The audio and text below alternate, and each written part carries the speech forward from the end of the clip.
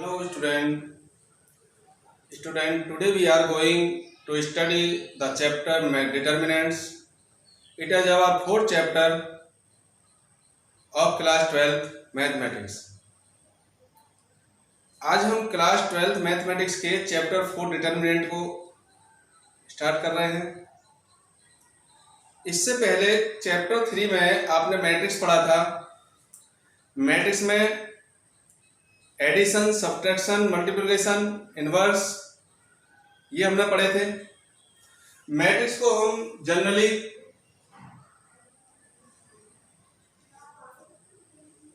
Box के अंदर इस तरह से कुछ एलिमेंट ये लिख देते हैं, कोई भी नंबर ले लीजिए। ये मैंने एक मैट्रिक्स ले लिया।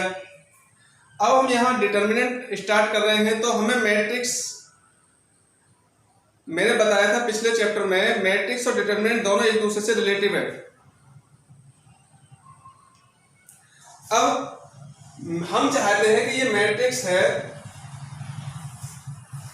और इस मैट्रिक्स का हमें एक फिक्स वैल्यू मिल जाए। हम ये चाहते हैं कि ये मैट्रिक्स है, इस मैट्रिक्स की हमें एक फिक्स वैल्यू मिल जाए। तो इसलिए इस मैट्रिक्स को हमें डिटर्मिनेंट में कन्वर्ट करना होगा, क्योंकि मैट्रिक्स को हम सिंपलीफाई नहीं कर सकते, इसकी कोई वैल्यू इस तरह से हम नहीं निकाल सकते। तो इसलिए मैट्रिक्स को हमें किस में कन्वर्ट करना पड़ेगा? डिटर्मिनेंट में कन्वर्ट करना पड़ेगा। अब डिटर्मिनेंट में कन्वर्ट करने के लिए कोई लंबा चौड़ा प्रोसीजर नहीं है। इसको केवल हमें क्या करना है कि ये डिटर्मिनेंट, इसको हम डेट ए या डिटरमिनेंट ए मोड लगा दीजिए, या डेल से भी रिप्रेजेंट कर दें। तो ये हमारा होगा, इसमें केवल टू लाइन के अंदर जो हमारे एलिमेंट हैं उन एलिमेंट्स को लिख देते हैं। यही मैट्रिक्स ले लिया मैंने, केवल इनको लाइन के अंदर हमने ले लिया। तो ये हमारा क्या होगा? डिटर्मिनेंट होगा। यानी डिटर्मिनेंट मैट्रिक्स को दो लाइन के अंदर अगर हम इस तरह से कर दें तो क्या हो जाएगा? डिटर्मिनेंट हो जाएगा। अब हम इसकी वैल्यू निकाल सकते हैं, फिक्स वैल्यू जो होगी इसकी हम निकाल सकते हैं। तो इसलिए मैट्रिक्स को हम किस तरह से डिफाइन करेंगे? सॉरी, डिटर्मिनेंट को हम किस तरह से डिफाइन करेंगे?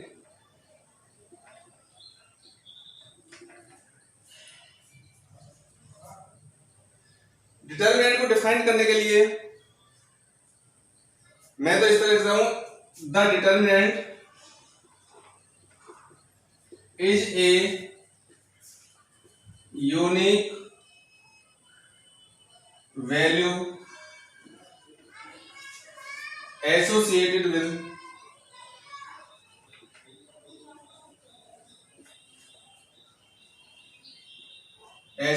With A square matrix. यानी मैट्रिक्स एक तरह से जो मैट्रिक्स है वही हमारा डिटरमिनेंट है। इसको केवल हम एसोसिएट करते हैं इसमें लाइन के अंदर। तो ये डेफिनेशन इसकी हो गई मैट्रिक्स की, सॉरी डिटरमिनेंट की। या फिर हम ऐसे भी लिख सकते हैं,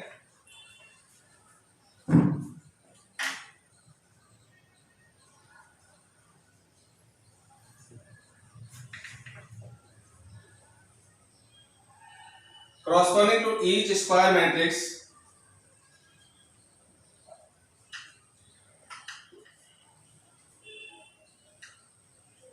which is associated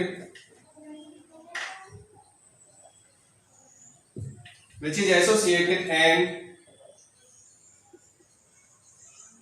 expression is called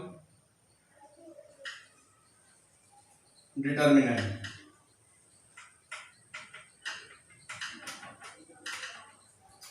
इसको हम जो डिनोट करते हैं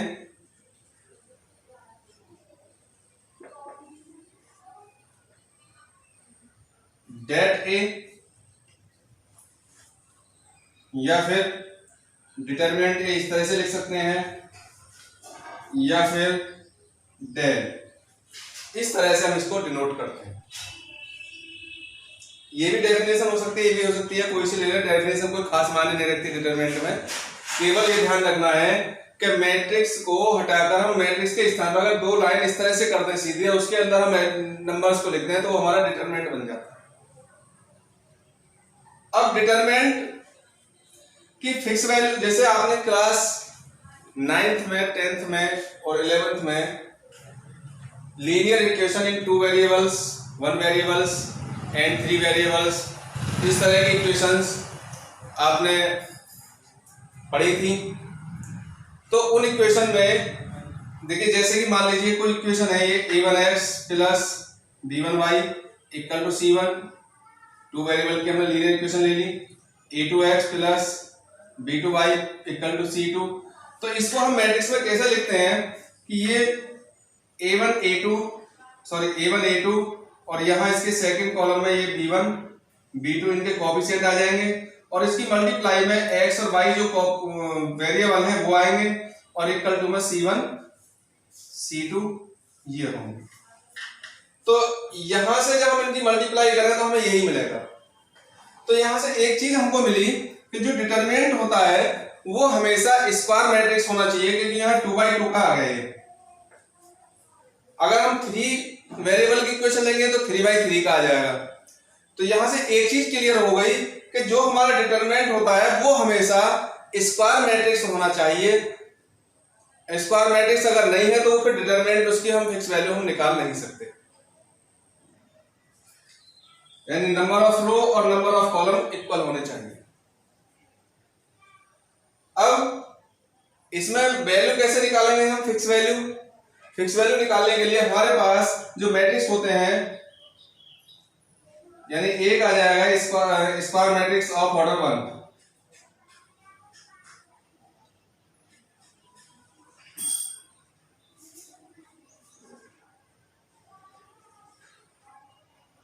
वन ऑर्डर का स्क्वायर मैट्रिक्स हमारा क्या होगा? ये होगा, जैसे ये ले लिया हमने कोई वैल्यू, ये। अब इसको हम अगर डिटरमिनेंट में चेंज करें तो डिटरमिनेंट ए, ये हमारा क्या होगा? a11 ये आ गया, इसकी वैल्यू हम निकालेंगे तो यही है।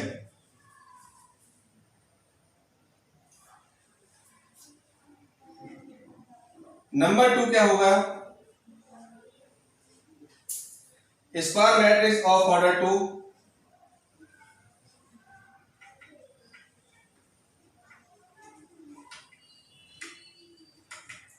तो ऑर्डर 2 का स्क्वायर मैट्रिक्स हमारा क्या होगा? a11 a12 a21 a22, ये 2x2 का होगा। इसका मतलब है कि फर्स्ट रो का फर्स्ट एलिमेंट, फर्स्ट रो का सेकंड एलिमेंट, सेकंड रो का फर्स्ट एलिमेंट, सेकंड रो का सेकंड एलिमेंट, ये हमारी रो हो गई और जो वर्टिकल ये हमारे कॉलम हो गए। अब हम जब इसको डिटरमिनेंट में निकालेंगे, यानी डिटरमिनेंट ए इस तरह से भी लिख सकते हैं या ऐसे लिख सकते हैं या खाली डेल भी लगा सकते हैं इस तरह से। तो ये हम डिटरमिनेंट लिखने के लिए केवल इस साइन को हटाकर क्या लगा देते हैं? 2 लाइन इस तरह से हम सीधी कर देते हैं। तो a11 a12 a21 a22 ये होगा। और अब इसकी क्रॉस मल्टीप्लाई अगर हम कर दें, a11 मल्टीप्लाई a22, माइनस का साइन लगाएंगे, इधर से आएगा, जब इससे लेंगे प्लस और जब इससे इधर लेंगे तो क्या का साइन लगाना है बीच में? माइनस का। उसके बाद इसकी मल्टीप्लाई a21 मल्टीप्लाई a12, इनको सॉल्व करने पर जो मिला हमें वो हमारा क्या होगा? सेकंड ऑर्डर के डिटरमिनेंट की वैल्यू होगी। ठीक, तो इस तरह से फर्स्ट ऑर्डर और सेकंड ऑर्डर के जो डिटरमिनेंट की वैल्यू निकालेंगे हम इस तरह से निकालेंगे। आगे बात समझ में? तो इनको एक बार नोट करिए। अब थर्ड ऑर्डर का डिटरमिनेंट अब वो लेके चलते हैं, तो पहले इनको नोट कीजिए।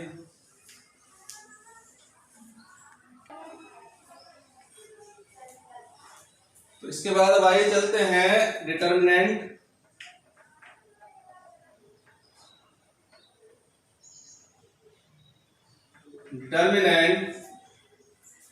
Of A matrix of order 3x3, यानी 3x3 का मैट्रिक्स का डिटरमिनेंट कैसे निकालते हैं, क्या होता है? जैसे मान लीजिए डिटरमिनेंट यानी मैट्रिक्स 3x3 का हमारा ये हो गया 1 2 3 4 5 6 3 5 4 ये हमारा कोई मैट्रिक्स है। अब इसमें देखिए ये 3/3 का मैट्रिक्स हो गया, 3 इसमें रो है, 3 इसमें कॉलम है। तो इसके डिटरमिनेंट वैल्यू कैसे निकालेंगे? डिटरमिनेंट वैल्यू निकालने के लिए हमेशा इसमें सबसे पहले तो इसको डिटरमिनेंट में चेंज करिए। डिटरमिनेंट इक्वल टू क्या हो जाएगा, ये मैट्रिक्स है, मैट्रिक्स को डिटरमिनेंट चेंज करने के लिए सबसे पहले साइन को हटाएंगे। 1 2 3 4 5 6 3 5 4 ये हो गया। अब जो हमारा ऑर्डर होता है, देखिए ये है A11 A12 A13 A21 A22 A23 A31 A32 A33। तो ये जो डिटरमिनेंट है, इस डिटरमिनेंट को 3/3 ऑर्डर का है। तो इस डिटरमिनेंट का जब हम एक्सपेंड करेंगे, इसका एक्सप्लेनेशन निकालेंगे, तो हमें क्या करना है, हम किसी भी रो या कॉलम को लेकर इसको एक्सपेंड कर सकते हैं। किसी भी एक रो को ले लीजिए या किसी भी एक कॉलम को लेकर हम इसको एक्सपेंड करेंगे, उससे हमारा इसकी वैल्यू पर कोई इफेक्ट नहीं पड़ेगा, ये वैल्यू हमारी इक्वल ही आएगी। लेकिन एक्सपेंड करने के लिए हमेशा ध्यान रखें, सबसे पहले हमारा क्या होगा कि -1 टू पावर जो भी हमारे यहाँ पर ये ऑर्डर है, फर्स्ट रो का फर्स्ट एलिमेंट, तो यहाँ पर लिख देंगे इसकी पावर में 1 + 1 प्लस में करके, इस ऑर्डर को हम यहाँ प्लस में करके लिख देंगे। और यहाँ क्या आएगा, इसका मतलब है कि ये डिटरमिनेंट वैल्यू निकालने के लिए हमने क्या किया कि ये फर्स्ट हमने यहाँ 1 ले लिया, और 1 लेने के बाद इसके वर्टिकली और हॉरिजॉन्टल लाइन दोनों क्या हो जाएंगे, खत्म हो जाएंगे, कैंसिल हो जाएंगे, इन दोनों को हम छोड़ देंगे। यानी इसके सामने ये खत्म हो गई और ये खत्म हो गई, तो क्या बचा 5 5 6 4 ये हो गया। उसके बाद प्लस, फिर हमारा क्या है, ये निकालेंगे -1 टू पावर, ये लेंगे 1 + 2, और फिर हम क्या है इसको लेंगे यहाँ 2, और 2 लेने के बाद हमने क्या किया कि इसके वर्टिकल ये कैंसिल और इसके हॉरिजॉन्टल ये कैंसिल, तो क्या बचा 4 3 6 4 ये हो गया। हम डायरेक्ट भी कर सकते हैं, मैं तुम्हें समझाने का ऐसे ही कर रहा हूं पूरा।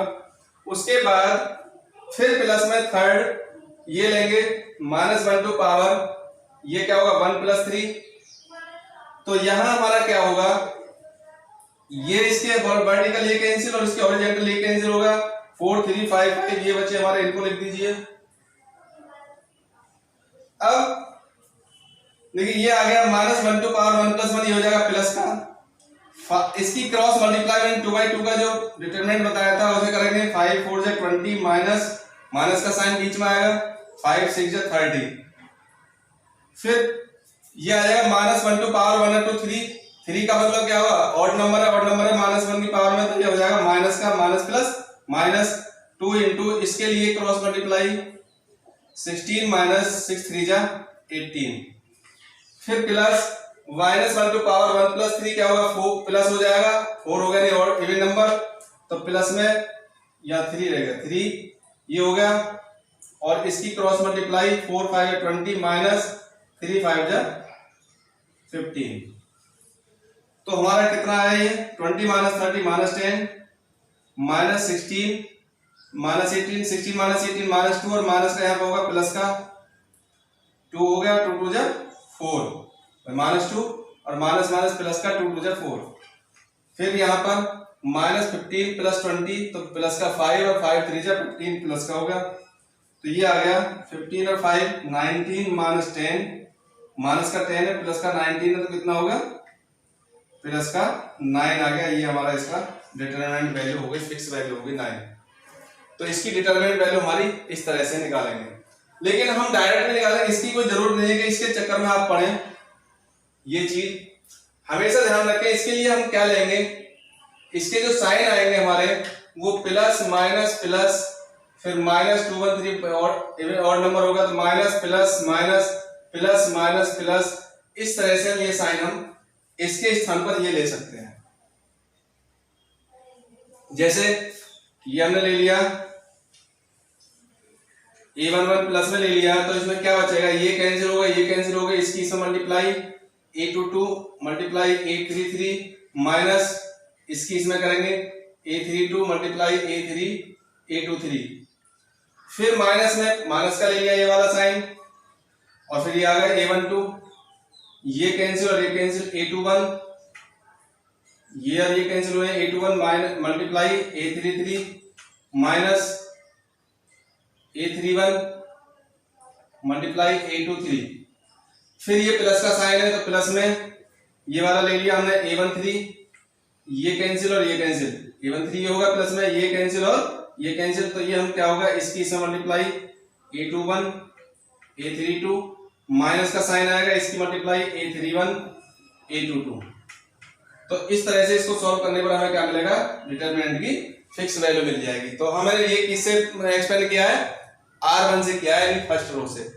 इसी तरह से first column, second column, third column या first row, second row, third row, किसी से भी हम इसको एक्सपेंड कर सकते हैं, आंसर सबसे सेम ही आएगा। एक्सपेंड करने के लिए ध्यान रखें, या तो इस तरह से ले लें या फिर डायरेक्ट करना चाहे तो डायरेक्ट भी कर सकते हैं, केवल ये साइन ध्यान रखें plus minus plus minus plus minus plus minus plus, यानी ये क्यों लिए, क्योंकि ये इवन नंबर है तो प्लस हो जाएगा, ऑड नंबर माइनस होगा, इवन नंबर इनका सम आ रहा है तो प्लस होगा, इनका सम ऑड आ रहा है तो माइनस होगा, ये प्लस हो जाएगा क्योंकि इवन आ रहा है, ये ऑड है तो माइनस, ये even plus odd minus even plus, इसलिए मैंने ये टेबल बना दी इसके लिए, ठीक है। तो इस तरह से हम इसकी डिटरमिनेंट वैल्यू निकाल लेते हैं। इस पहली एक्सरसाइज में 4.1 में केवल डिटरमिनेंट वैल्यू ही निकालनी है सब में, तो पहले इसको नोट कीजिए, फिर एक दो क्वेश्चन और कराते हैं।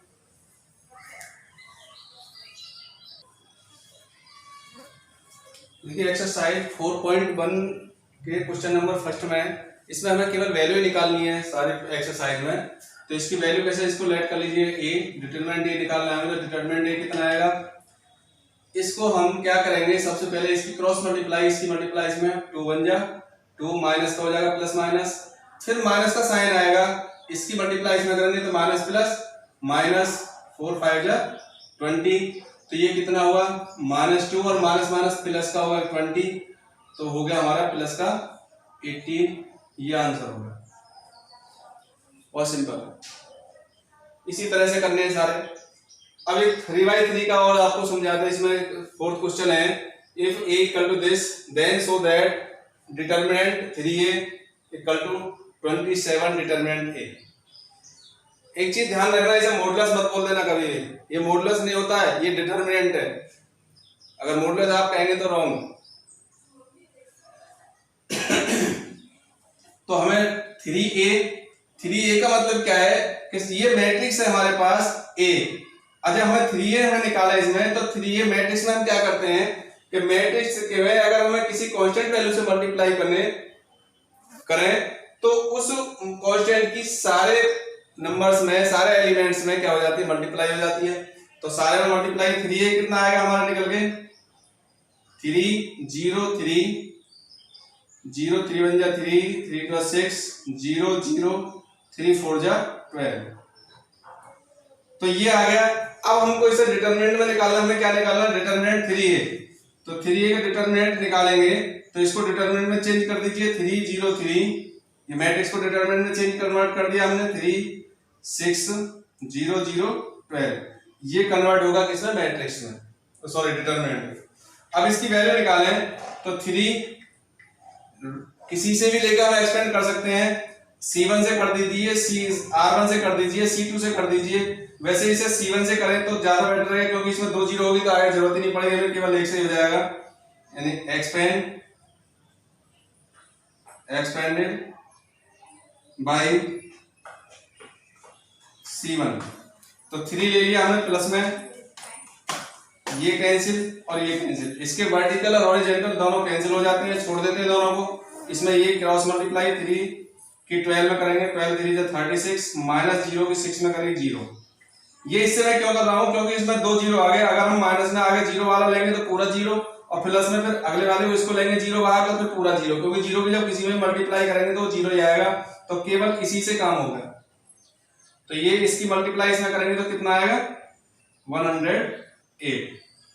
अब इसी तरह से अब हम ये हमारा निकाल लिया LHS, RHS में क्या है 27a, तो फिर डिटरमिनेंट a की वैल्यू निकालें, डिटरमिनेंट a क्या होगा 1 0 1 इसको कन्वर्ट कर दिए डिटरमिनेंट में 0 1 2 0 0 4 ये मैंने इसमें कन्वर्ट कर दिया। अब इसकी वैल्यू निकालें, इसे C1 से एक्सपेंड कर दीजिए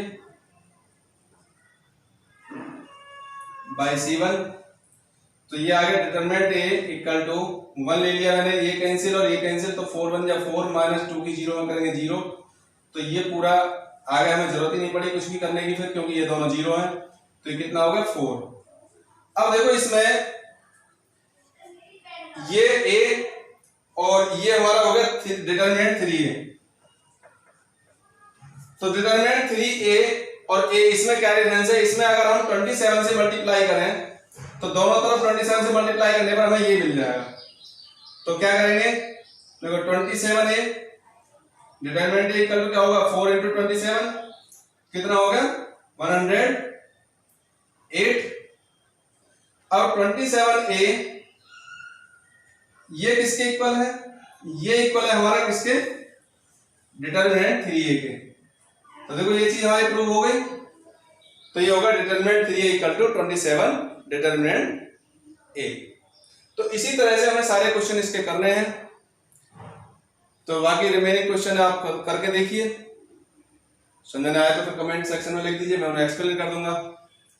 ठीक है, नोट कर लीजिए और करते रहिएगा। Thank you and have a nice day.